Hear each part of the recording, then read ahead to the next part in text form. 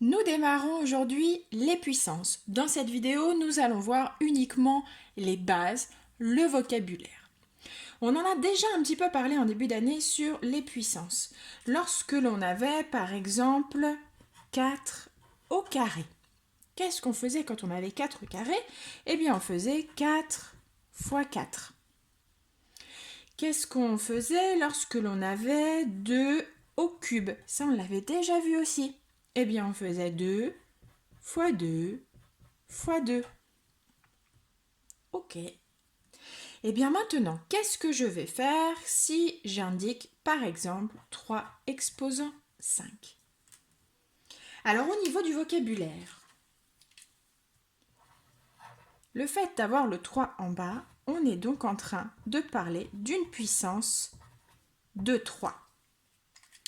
Et le petit nombre tout en haut, c'est, vous l'avez peut-être remarqué quand je l'ai écrit, j'ai dit que c'était l'exposant. 3 exposant 5. Qu'est-ce que je fais? Eh bien, c'est en fait 3 fois 3 fois 3 fois 3. Voilà, fois 3. 1, 2, 3, 4, 5. Le 3 a été répété dans un produit 5 fois, le nombre de l'exposant. Ici, le 4 avait été répété 2 fois et le 2 avait été répété 3 fois. Comment est-ce qu'on l'exprime verbalement? Ici, j'avais dit 4 au carré. Lorsqu'on a le petit 2, on dit au carré. Lorsqu'on a le petit 3, on dit au cube. Par contre, à partir de 4, on utilise exposant. Exposant 4, exposant 5, exposant 8, exposant 15, et ainsi de suite. Il n'y a pas de limite.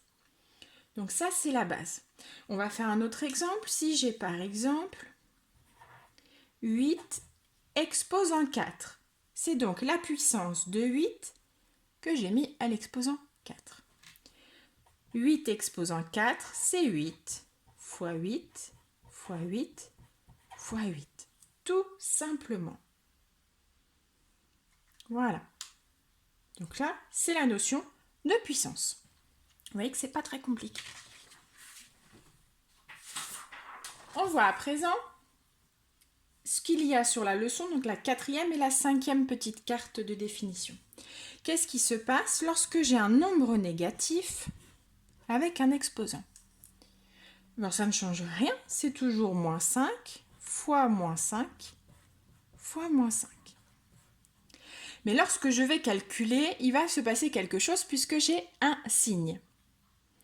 Lorsque l'exposant sera pair, mon résultat sera positif. Et oui, notre grand P revient encore ici. Lui, il ne faut pas l'oublier. Grand P, pair positif. Donc si l'exposant est pair, le résultat sera positif. Si l'exposant est impair, mon résultat sera négatif. Donc ici, je sais que mon résultat sera négatif. Ensuite, il me reste à faire 5 fois 5 fois 5 qui vaut 125. On fait un autre exemple. Moins 2 exposant 4. Mon exposant 4 est pair, donc mon résultat sera positif. Et ensuite, il me reste à faire 2 exposant 4, donc soit je le fais de tête, soit j'ai besoin de l'écrire.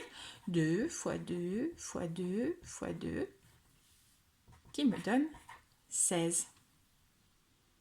Voilà. Un dernier.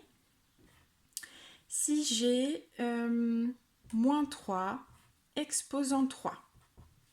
L'exposant ici est impair, donc mon résultat sera négatif.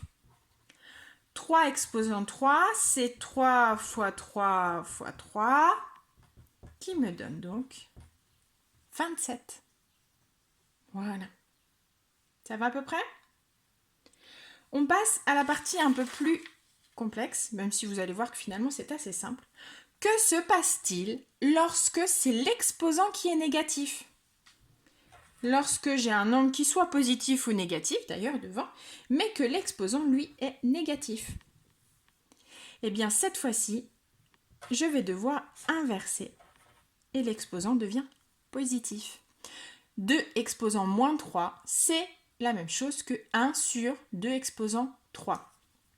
Le moins ici il a disparu, puisque je l'ai basculé au dénominateur.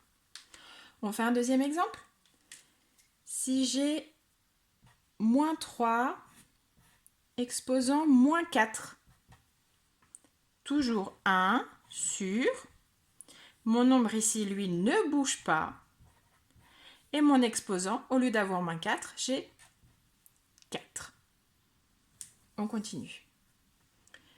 8 exposant moins 6. 1 sur 8 exposant 6. Un dernier exemple. Moins 12 exposant moins 23. 1 sur moins 12 exposant 23. Donc la seule chose qui change, c'est que pour retirer mon exposant négatif, je vais devoir le mettre au dénominateur d'une fraction dont le numérateur est 1. Plus, plus, plus et plus. Voilà. Dernière chose que l'on va voir, enfin deux dernières choses, les puissances de 10. Alors là, vous allez voir que les puissances de 10, c'est encore plus simple que les puissances. En fait, lorsque j'ai 10 exposant 4, ça signifie que je vais avoir 4 zéros. Et 4 zéros, c'est 10 000. 10 exposant 2, je vais donc avoir 2 zéros. 10 exposant 6, je vais avoir 6 zéros. Vous voyez, c'est quand même très simple. Alors ça ne fonctionne qu'avec les puissances de 10. Pourquoi? Alors je vais faire l'exemple avec le 10 au carré, puisque c'est le plus petit. 10 au carré, c'est 10 fois 10. Et 10 fois 10, ça vaut 100. Là, ce serait 10 fois 10 fois 10 fois 10. Et si vous faites le calcul, vous allez obtenir 10 000. Donc à chaque fois, c'est la même chose. Et qu'est-ce qui se passe lorsque l'exposant est négatif? Alors je pourrais faire le calcul. Si j'ai 10 exposant moins 3, on l'a vu juste avant, c'est 1 sur 10 exposant 3. C'est donc 1 sur 1000. 1 millième. 1 millième, je peux l'écrire comme ceci. Donc lorsque l'exposant est négatif, j'ai toujours 3 zéros, mais ils sont avant, puisque là je vais être dans les nombres décimaux. Si j'ai 10 exposant moins 2, ce sera donc 0,01. 10 exposant moins 5, 0,00001. Ça va? Alors ensuite, dans la fiche de la leçon, vous avez un long tableau qui reprend le vocabulaire des puissances de 10. 10 exposant 9, ce sont des gigas. 10 exposant 6, des mégas. Et ainsi de suite. Nous allons jusqu'au 10 exposant moins 9, qui sont donc les nanos. Je vais prendre des exemples de la vie quotidienne. Une clé USB peut avoir une capacité de 4 gigaoctets. Et tout le monde dit souvent 4 gigas. Eh bien en fait, c'est quoi? C'est une capacité de 4 fois le G, c'est l'abréviation de giga, qui est donc 10 exposant 9 octets. Ce qui correspond donc